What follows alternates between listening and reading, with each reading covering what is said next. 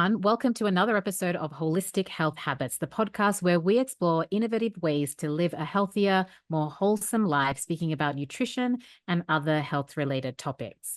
I'm your host, Sarani Fernando, and today we have a special guest who is revolutionizing the way we think about eating healthy. Joining us is Margie Traxler, the founder and CEO of Grain-Free. And her extensive background in biology and her 22 years of experience as a restaurant owner to create delicious and healthy baking mixes and baked goods that are free from grains and sugars. Welcome to the show, Margie. Oh, thank you for having me.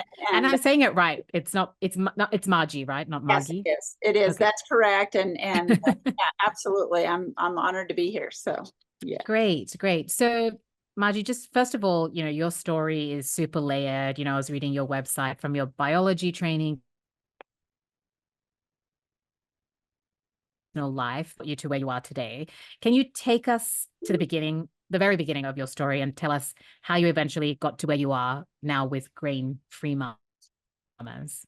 Yeah. So I'll go a little bit before how it starts with my daughter, which led to the company, but I've always interested in food, and I just kind of have had kind of a knack for it. Some kids can read early, I understood like how the body works early. And back when I was 10 years old, my grandpa got cancer, and I told my dad, I said, Dad, someday they're going to figure out it's because of what we eat and the things that we use, that we ingest, right?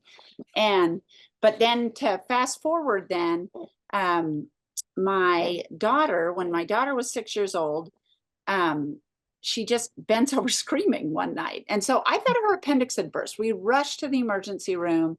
Everything comes back negative. My sister, who also is interested in food, natural vitamins and stuff, she was like, do you think it could be food combinations? And I'm like, well, probably, but how do I even know, And so we went through all the tests in the emergency room. They offered to take her appendix out, believe it or not. And I was like, no, thank you. We'll keep them.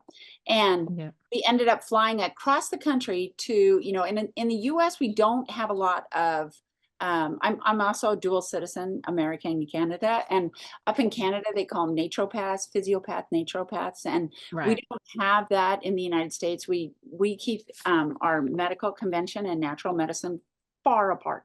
And so I found the best natural doctor that I could that had some conventional training. So we went off to Florida, and 5 minutes in his office. And he says, well, when little Anime eats wheat and sugar, it's making a toxic little punch and it's burning holes in her intestines. And I was like, okay, then. And that sentence was like the first shock that day. And I look over at her eyes are watering, I'm like, oh, that's good. We can do this, we'll be gluten-free. Now that was a new concept to me at that time. And so what year was that? Just to understand, 2004. Okay. So that was before IBS, before, a lot of that. So then we go off to the best natural food store we can find. We're looking for something gluten-free. I'm like, oh, it's not going to be the end of life. We'll be good. But the minute I entered that grocery store, and this was a new experience for me, but it's not a new experience for people. I walked into the grocery store. That grocery store went from a place that we went and tried and adventures into a hostile environment. And it was immediately different and has never been the same. And we're walking down the aisles, and I'm holding her hand, and all I can think, because I know the cheap fillers that they put in foods. And I was like, can't eat that, can't eat that, can't eat that, can't eat that. And all of a sudden, almost everything on the shelves was off limits to us. And so we did find a gluten-free product. To be honest, I was alarmed at the large list of ingredients in. And so we stood outside the grocery store. I'm like, Anime, it's okay. We can do this. I'm trying to be, really positive supportive. Yeah. And so we're face to face. We take a bite. 1, 2, 3, let's take a bite. The stuff explodes like sawdust in our mouths, and her eyes start watering. Her chin is quivering. And I stuck out my finger to her and I said, Mommy's a scientist, Anime. Pinky promise, we will develop the products that we wish were available for us today. Wow. And so that started me. And, you know, as opposed to a lot of the gluten-free products and different things that have come out, I was never looking to create a gluten-free product. I Yeah. left that office, I did my research, I talked to other doctors, and I was told to expect that it was 100% normal that my child would develop between 5 or more autoimmune diseases in the span of her lifetime. And I was like, not my child. And Mm-hmm. and I also refused to accept that we had to eat inferior food. And you know, peer pressure works both ways. So I said, we're not going to envy their food, they're going to envy ours. And Right. so taste and texture was super important. She was my youngest. My kids were you know, 6, 8, and 10. And honestly, the products were so inferior. I thought there is no way my children are going to eat this stuff, like, ever. And so that's what started me on my journey, was that jolt, and it really woke up a passion in me, which led to a lot more in the journey. But that's the beginning. That is the beginning. Okay. You know, I started creating the products. My goal was to, you know, create things that could be eaten safely for a lifetime. Yeah. And, you know, a couple years later, my daughter started several years later, she started asking for more and more food in her lunch, you know, and, you know, they were just taking more and more food to lunch. And I was like, are you guys really that hungry? Like, I feed you a big breakfast, a big hot breakfast before you leave the house. And she pipes up and says, no, mommy, all my friends want to eat my food because their tummies feel better. Oh, really? Oh my Yes. gosh. And so I knew that I was on to something. And I had a house full of kids constantly as my kids grew up, and all their friends liked eating our food. And and so that started me on this journey. By the time she was 17, we went on college visits. And she, of my children, we were entrepreneurs. That's where I said the restaurant, you know, business came into it. And so my 2 older boys were definitely going entrepreneur first off. She was going to go traditional college to begin with. Mm-hmm. And so we go out, we look at colleges, and I was like, after 3 visits, I turned to her, I said, you'll starve to death if you live on campus. And then I went, you know what? There's a big problem out there, and I have a solution for it, because I had already made all these different products by that time. And that's what led me to formally um, start the business, which was, you know, officially March 14th, 2018. Okay. So, you know, from that moment of, I guess it was 2004, your daughter was quite young. I think you mentioned 6. So you were just doing it, sort of making the products and selling them, or just I wasn't even selling them at first. I did not start selling them until, but I constantly had people coming over. I got phone calls from people who would then tell people, who would then call other people, who would then, and so I was like, this is just a lot, you know. And one of my friends is like, you need to start a business, you know. So right. and so that's kind of how, you know, it started. The products were, I originally went to baking mixes was my first goal, because um I wanted my daughter to be able, and all of my children, right? So everybody Mhm. has this kind of familial thing, which we can get into maybe later. But I wanted her to be able to go and spend the night at people's houses. And so, you know, the friends would be like in a panic. Oh my gosh, what am I going to feed her? I'm like, you don't have to worry about it. She knows what to eat. And she would actually take the crate mixes and prepare dinner for everybody else. And Oh, so wow. it became a real confidence booster for her specifically. And, you know, because when she first had come back, one of the things she said is, she said, I don't belong at the party table anymore, Right. because she couldn't eat Yeah. All whatever the party else. food. Gosh. Yeah. Yeah. And there's so many people that are in that don't really fit at the table. And so I was like, well, let's just make our own table then. So Okay. Yeah, it's really interesting that you said that, you know, at that young age, all the kids wanted to eat the food because it made their tummies feel better. Because I just, you know, just think about us getting all these issues and feeling the food effects, you know, negative effects in our bodies when we're like older. I didn't think about, you know, kids. I just thought, you watch them eating, you know, gummy bears and like potato chips that have all this stuff put into them, and they're fine. They're running around. They have lots of energy, but as we we feel it a lot more, but that's quite interesting. Well, and it's so Um, funny because medicine, I will put this in here. So, I met with different doctors. Well, even from the time my kids were little, and they were like, well, people don't really, develop allergies until, two, but really more like five or six. And I was like, that's so not true. Like, yeah, that's like when you say to somebody, "Oh, don't tell your child to apologize." And then when they're 6, they're gonna become polite. No, they've been there all along. It's just that their little bodies are so new and they process so fast. And we call it colic and we call it all these other things, but really it's the same problems that people have when they're older. yeah. And I'm kind of curious. This is just going back to something you said earlier. You had this like intuition, this instinct about, the foods that we're eating and they're not making us feel good. When you spoke to your dad, like how old were you, or when was that? Because I sort of think about my, growing up, in the 80s and 90s, and just growing up in the era of fast processed food boom. So curious as to when that was. You know what? I will say 2 things. One, I was 10 when that happened, and but the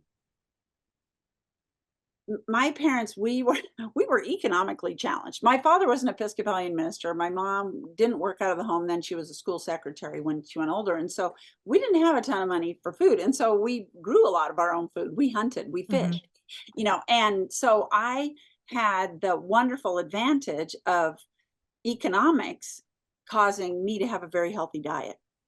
Right. And so but today junk food is super cheap. Back then it wasn't. I'm 61. Sorry about that. I'm 61 now. Let me turn that down. So um now we make the junk food is not only the food that we give in the food banks, but also it's the cheapest. And Hmm.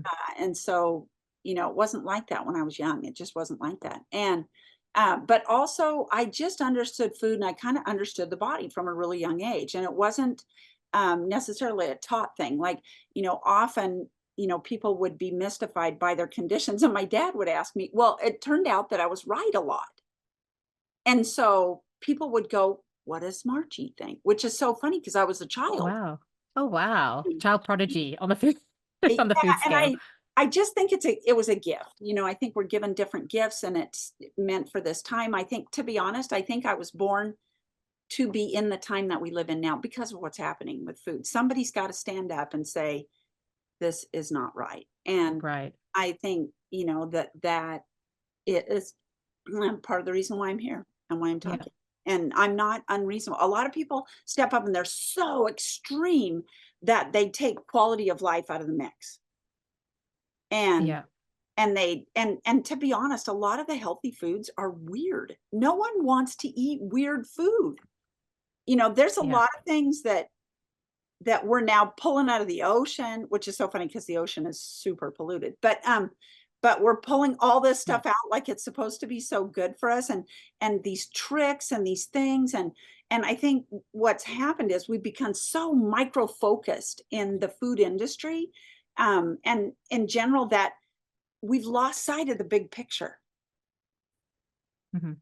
So, you have like your microbiology background, your science background. How did you use that, like, and in the way to develop your products, and also what scientific principles do you use and techniques, to apply to your formulations? Yes. So I'm not going to tell you the techniques for the formulations because Right. it's intellectual property. But Proprietary. Yeah.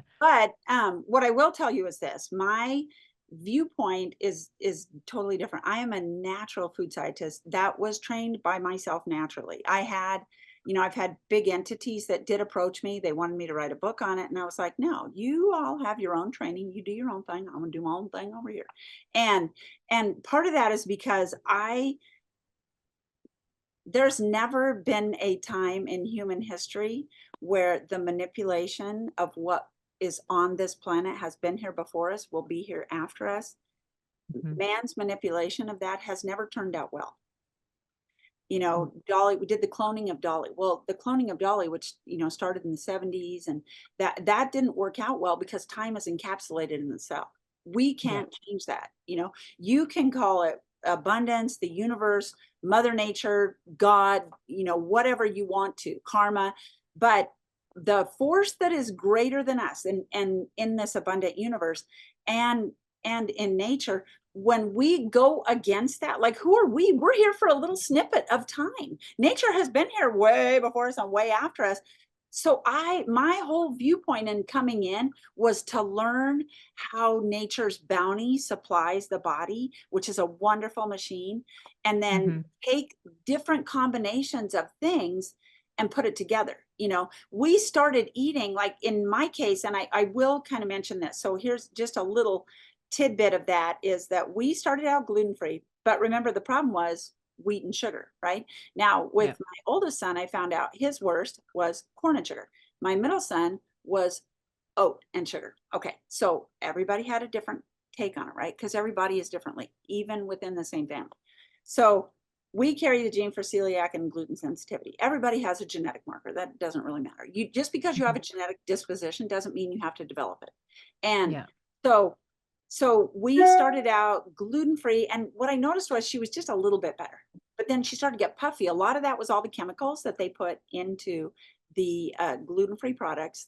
They're actually, in a lot of ways, worse for you than the traditional ones, and because of the chemicals, added chemicals, and the way that they process and extract things. When you pull something out of nature and take a part of it, the body may recognize that as an invader, and if it does, the way that our immune system works is that you get a T cell response. When you get a T cell response, that's what we call vaccination. That's the background. I wanted to be a genetic surgeon at one point in time. I studied virology. I studied all these things. But what I found was I was more interested in the natural, in working with nature, in discovering what has been here for eons before us and will be here eons after us. And so that was how I did. But we went from gluten-free to grain-free, then we went gluten, grain, sugar-free, and all of a sudden that was a major breakthrough. Well, and this is what so every member of the edible grass ingredient, which is wheat, barley, rye, oat, spelt, sorghum, millet, teff, corn, rice, and cane sugar, they're all grasses. So 30% of the world is allergic to grass, yet we eat baked goods made out of 90% sugars. And then we wonder why autoimmune is skyrocketing and inflammation is skyrocketing. And then we've sprayed these crops with these chemicals that our bodies are interpreting as dangerous. We're immunizing ourselves from these ingredients. And then we wonder why, we act like it's such a mystery that autoimmune is skyrocketing. No, it's our choices. It's what we've done. And now we're trying to trick nature again by coming up with a gluten-free wheat. Well, what if wheat's not the whole problem? What if it's the entire edible grass family? The research that was done in 1956 through 1958 was done in the UK after World War II. It was based on things they had noticed during World War II when they'd had rations and they ran out of stuff. And so they did the research on wheat, barley, and rye. They didn't do it on the entire edible grass family. So if you look at those proteins are almost bioidentical. But but in parallel with that, then the farmers, you would raise cows naturally and they would eat the grass, and then you would feed them hay during what we call flu season, which is basically just when green things are not growing, right? So there's more carbon in the air. That's what transmits more viruses, all these different things. It all works with nature, right? Wow. But then we started feeding cows grains, and oh my gosh, they got bigger. Well, they didn't get bigger, they got inflamed. So then we began a practice of having these grain-fed animals in a feedlot. So they're getting more and more unhealthy. So we're feeding people the unhealthy meat, the unhealthy milk. So you look at all the diet fads that are coming and going, they're all based on proteins, but it all goes back to the edible grass family. And wow. So I don't know any of that. Yeah, that just like gives me so many things were happening there. And I'm just like, oh yeah, definitely. Well, even if you think about it, like here's just another part to prove that point, right? There's way more concussions now. Well, when I was playing sports, we got knocked upside the head and nothing ever happened. Why? Because we were less inflamed. Now that have such high inflammation in our body, obviously it's in our brain too. If you had an inflamed thumb and you hit it, it's going to hurt 10 times more and cause way more damage because it's already inflamed. And that's the problem that we're having. I think that within sports, we need to have low or no inflammatory diets that go along with playing sports where you could get hit in the head, different things. And I think that what we'd realize is a lot of the concussions and things like that would go down. We got to reduce the inflammation in the people, or we're going to continue to have major problems.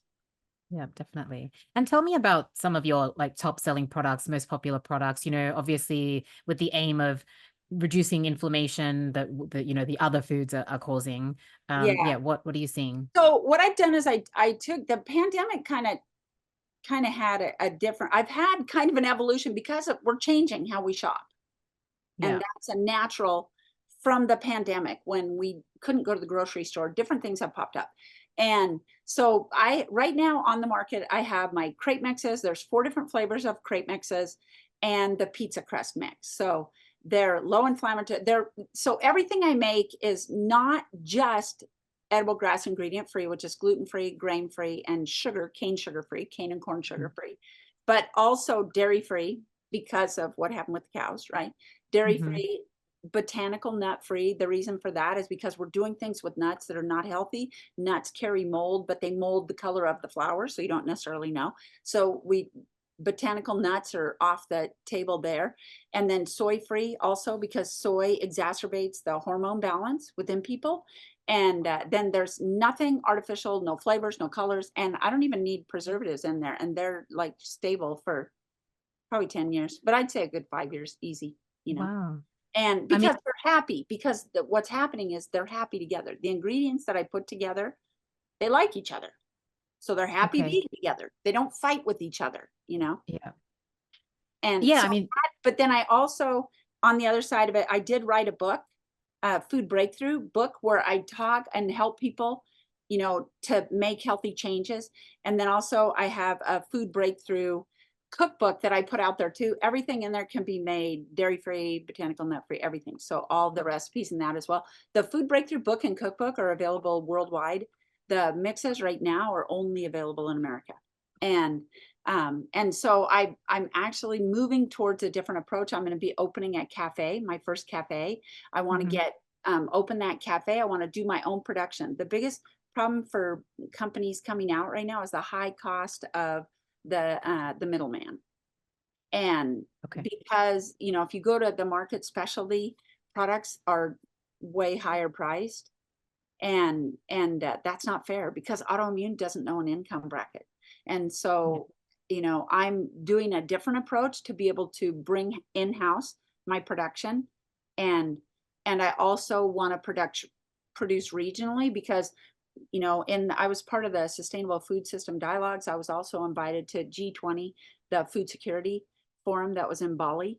And, and I've been on the United Nations conversations as well, and different things. And everybody talks about that we have a food shortage, but what we actually have is a glut in some areas and a lack in others, because we produce too much in certain regions and not enough in others. And so my approach with Grain Free Mamas is to produce in country, in region, and because it's healthier, we can put out education, we can help local food banks, we can get involved with people, we can grow in that, and then plop it all over the world. So that's what I'm switching to now. sounds, yeah, definitely like an amazing mission. And so interesting what you were saying about that you don't have preservatives, because right now, as I, learn more about like food and, speaking with people like yourself, something that I always like stop myself like before buying something is if it's packaged, like if it's made, if I don't know how it was made, and if it's shelf stable, then there has to be something in there that makes it shelf stable. And then I start having the questions of what is it? Is it okay? Like, so with your products, it's just everything you're prioritizing the fact that it can be shelf stable, that it doesn't. Yeah. So the difference between Yeah. what I make is this. Okay. Conventional food science uses laboratories and chemicals and processes that are not normal to nature to extract things and shove things together to get the flavor profile that they want. So they supply what, if it comes out and it's got a bad taste or a bad color, they grab something that is chemically derived to basically to make it look and feel and taste like something it's not. I work with nature. So I spent, 10, 15 years in, in development of these products, finding things that naturally like being together.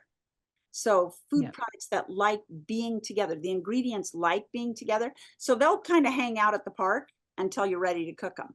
And so that's the difference. They're not mitigating. They're not running away from each other. They're not doing anything. So in a dry mixed state, they can stay and just stay there, right? Just like you would have a bag of flour. A bag of flour can stay and not go rancid over a long period of time because it's just kind of hanging out there, Yeah. And Yeah, so definitely. it's a different approach. And, chemicals, a lot of the chemicals that we use as preservatives could also be embalming agents. I mean, some of them are. Okay. And so, we talk about how somebody gets gray when they get older. That's because they're slowly embalming themselves with the food they eat. So, I don't want to embalm myself. Not going to do the job for the caretaker. So I don't want those ingredients in any products that I have, and, I have a lot more shelf that are ready to go into production. Once I open my cafe, I have, muffin mixes, roti bread, I've got cookies, different things that I can go into market with. And then I'm going to start playing with the frozen, the shelf stable, find out how long can they stay together in that environment if it's natural, right? And um but I agree with you. I think that we've lost sight of two things. One, nature's not against us. And two, our bodies were, like what I told you with the children is important because we've toxified our bodies enough that we can't hear what our body is saying anymore. And when you take all that out, I have seasonal allergies. My family is allergic to grass. So hello, no wonder we had a problem with it, right? But do you know that I actually got rid of 95% of my seasonal allergies now because I don't eat them. So because I don't eat them, when the higher pollen comes around, I can get a little bit of symptoms, but not that much because it's not a double whammy. I'm not eating that all day long. I'm not already inflamed. I don't already have that reaction going year round. And so, there may be a couple days that I take I'm not against, allergy pills or whatever, what modern medicine offers, as long as if we live in the 20th century. So, there's some things that the medicines are good for, but they're not good for everything. Yeah. Yeah, definitely. There, what I say, because I also come from the background of, medical science and covering the pharmaceutical industry for like 15 years. And so my interest has fueled my interest really for the natural, sort of very similar to you. But I would always say that it's like a powerful tool that you reserve as a last resort, when you can't do the front end right. And then you're like, okay, I'm struggling here. I need that lifeline. So you go to the prescriptions. But just going straight to that as soon as there's a symptom, I think that's, fueling the problem really. And just like putting a Band-Aid on it. But go on. I was just going to say too, it's almost like the boy that cried wolf. Like, we take away our body's recognition of what's happening, and then we wonder why we have such a sick population. I'm like,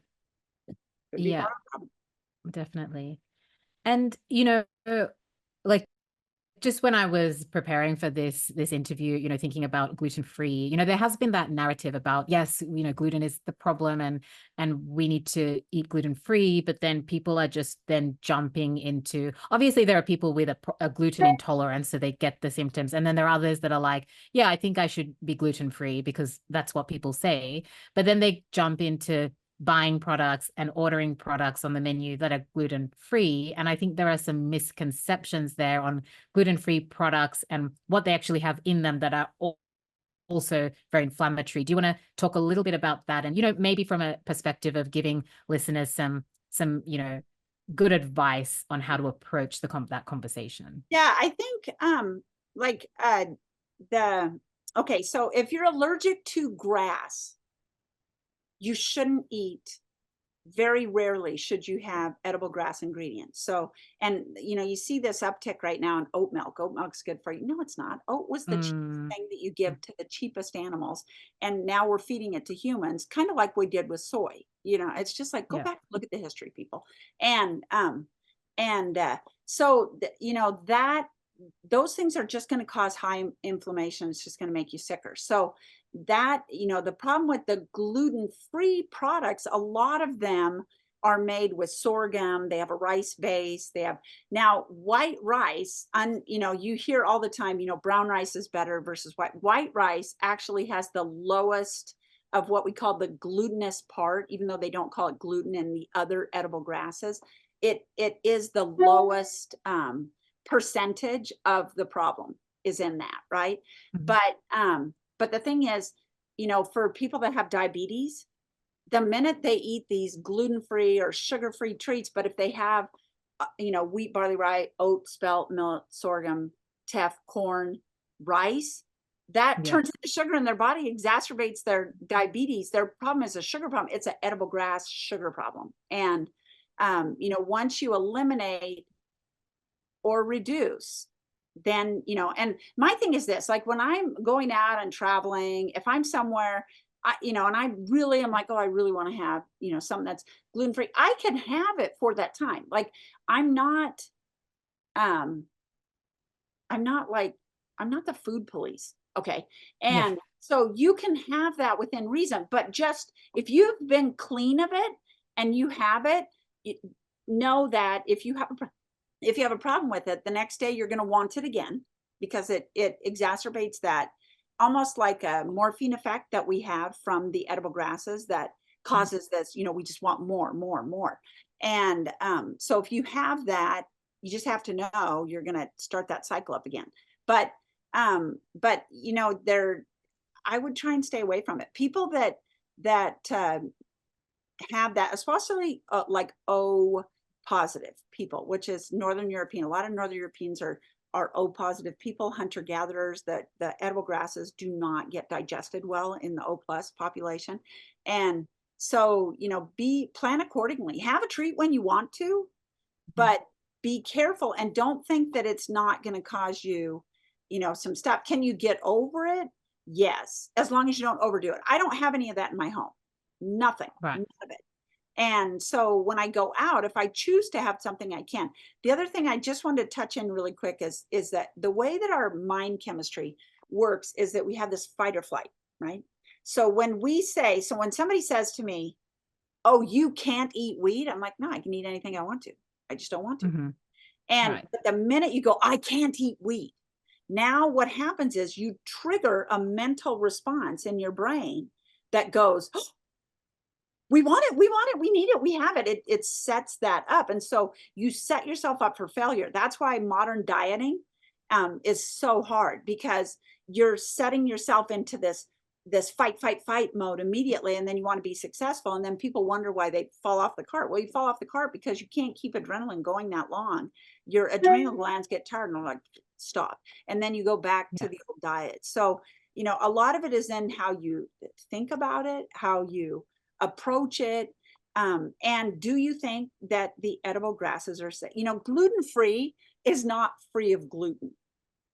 Okay, so I'm going to leave you just on this part with a little story. Okay, so if you and I were out to eat and there's this, oh, do you want to, gluten?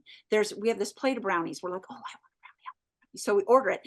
So that the waiter comes out to us and he hands it down. It smells delicious. The presentation is beautiful. But then he leans down between us and he goes, there's a little small chance a little bit of dog doo-doo got in those brownies. Okay, It doesn't matter how it smells. Doesn't matter how it looks. You and I would look at each other and go, well, I'm not touching that.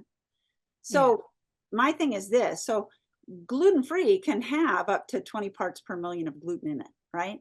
And so it's not free of gluten. It's supposedly less of a problem. But if 1 part per million makes you sick, it's not safe. So Right. you have to decide, do I take the risk with it or do I not? And for 30% of the world, the risk is probably going to lead to disease if you get down that rabbit hole. For 70% of the population, it's just a risk. It's not a health concern, but it's knowing your body. And that's what I would say. Find out if you're allergic. If you're allergic, then do you want to be sick? I mean, you can be sick. We can choose to be sick. A lot of people do, but you know, I want to live every day of my life to the fullest. So I'd rather Right. be as healthy as I can be. Yeah, totally makes a lot of sense. And just for the listeners out there that, you've got your products that you're selling that you mentioned available in the US mainly, Yes. right? Yeah. And then you have the cookbook, which everyone The can cookbook and access. the book are available for everybody. Yeah. What would be like a top favorite recipe that people can make, can go and look for and try that, you In the would really, cookbook? Yeah, yeah, in I the have cookbook. free recipes on my website too. And Okay. I would say, honestly, the crepe cake is delicious. And, instead of making a gluten-free cake, you can take crepes and you layer them and Mm-hmm.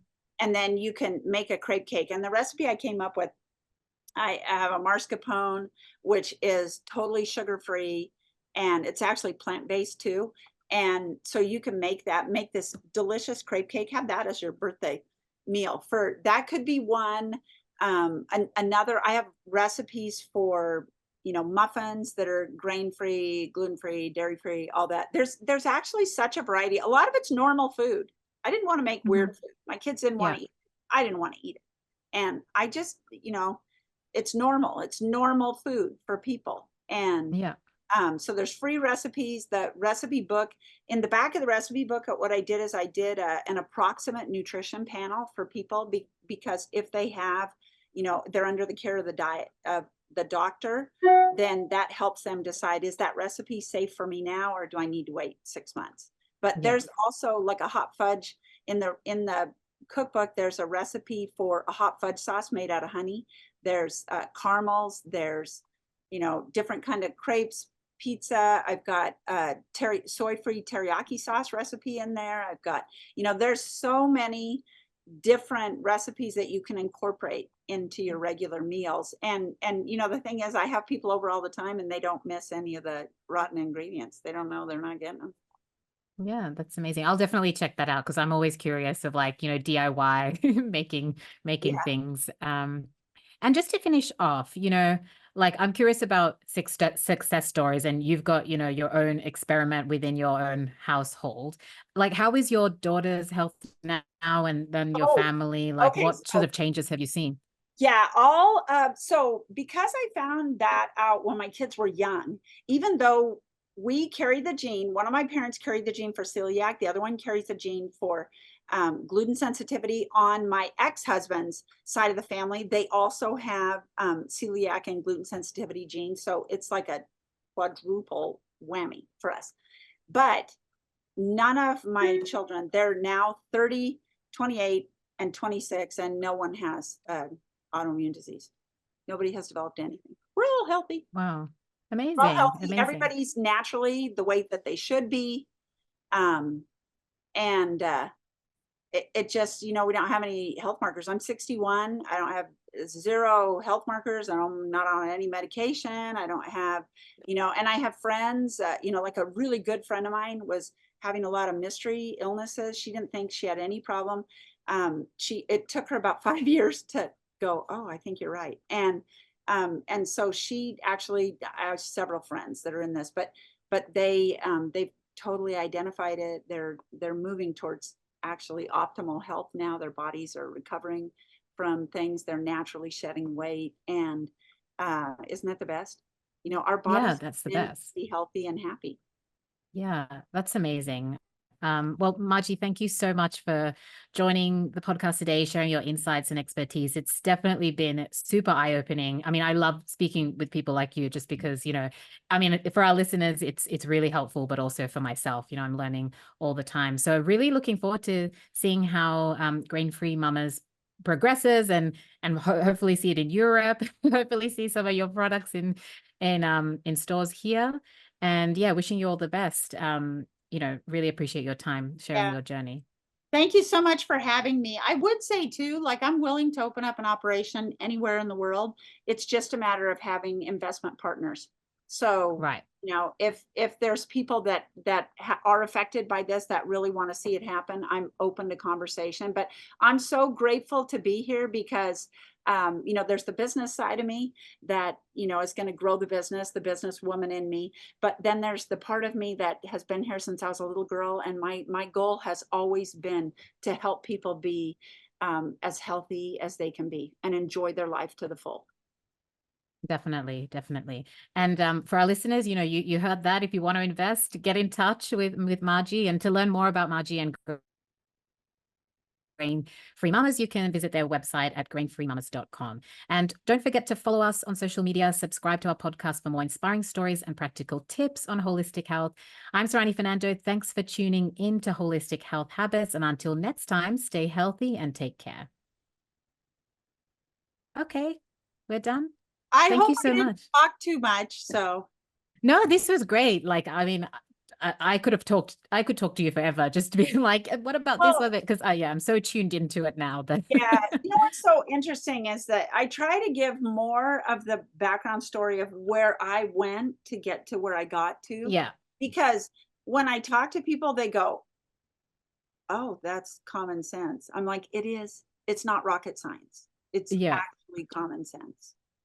It is, but I mean, it's so helpful to hear the story, like going through that and going through a journey and then seeing, the aftermath where you're all healthy. It is common sense. And yeah, we think about it and we're like, oh yeah, why did we know this? But we have so much information coming at all angles and so much influence. And, it makes you, after speaking to a lot of people like you, and for the last year in particular, I've like done more of my own research on things and tried to increase my knowledge, and it's amazing just speaking to friends and like having no idea about certain things that are making them feel the way they're feeling, or Yeah. so it's definitely, we've got way too much going on where we just can't see like the basic foundation of what we should be doing. Yeah, and I think like in America, the FDA put out a guide of um, how many chemicals you can consume in your food and have it not be a problem. Okay, Right. think about that. Yeah. No, zero, zero. But the thing is, it's so like how many can you, but it's the same mentality that calls gluten free when it's not free of gluten. Yeah. So but my thing is, and this is kind of my hope, this is between us since we're not, Yeah. going anywhere with this, but so the model that I'm moving to is to have my own cafe, because then I can have all the products. People that want to buy partly made or fully made for them can get them in the cafe. Plus it gives me my own test kitchen. Plus I can, I do breakfast, lunch, and then in the evening, I'll have a whole crew come in the back of on the back side, and they're going to be producing the dry mixes, right? So it's a Okay. whole in-house production that I can supply. And what I'm trying to do is to figure out what geographic region, what population base can I supply with that model, right? So then I'm going to get a stand in the airport, which I can supply from my main kitchen, right? And then little satellite cafes, different places in town. Then what I'm going to do is take that model and I'm going to go into other countries, into other metropolises, but then I can figure out how many people physically can I service a population of 5 million? Can I service a population of, 10 million? Can I service a population? So Mhm. then I know strategically going forward, I've got to have a small satellite operation here and I've got to have one here. But then it allows for me to eliminate food waste, which is important Yeah. for Yeah. sustaining Sustainability. Yeah. and I can produce on demand, and I can produce in country the mixes that are like, if I'm in Dubai, I need to produce way more garlic and onion crepe mixes because that's one of their favorites, right? Hmm. If I'm in, a different place, they may want original crepe mix, or they might want the chocolate, or they might want the cinnamon and nutmeg, or whatever flavors. But it allows for me to have the ebb and flow of a culture and adapt to what they would use in their culture instead of trying to shove my ideas down on their culture. Yeah, I mean, you just said garlic and onion, and I just like got hungry there. That sounds amazing.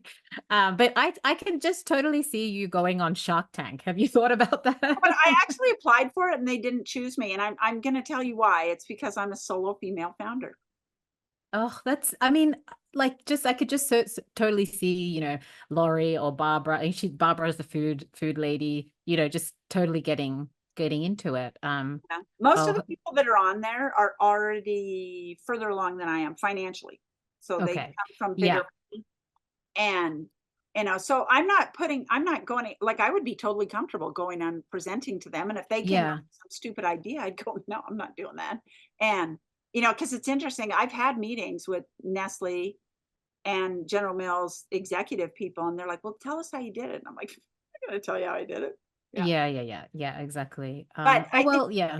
yeah, but I do feel like this is my breakout year. I do feel like Yeah. this is a better approach. And being, going through the pandemic and being part of the sustainable food system dialogues and different things, and it just really helped me to realize that, part of our problem that we're having is the way that we're approaching making food. Right. Export food products is not, it's not cost effective, it's not good for people, it's not, you don't get fresh food. And now we're making it further. Now Appeal is all over well, Appeal is a level 3 aquatic hazard.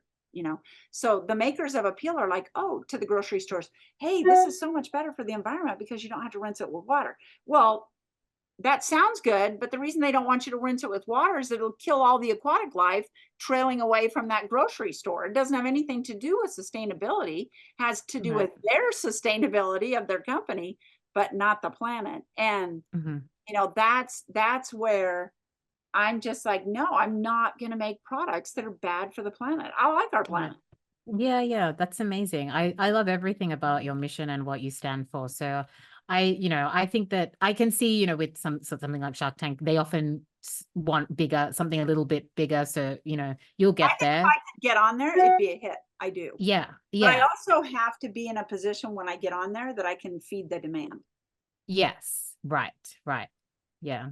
So Well, this is the year, so I'm wishing you all the best. Thanks so much thank- for the chat. The team will get in touch with you to let you know when it's being ready to upload, where you can do your promotion as well. yeah, And and then we have them on the website too. So, that people can go on the website under the blog, the resources, and they can get to, that's where we put all the podcasts out, is yeah. and articles and Oh, stuff. perfect. Okay.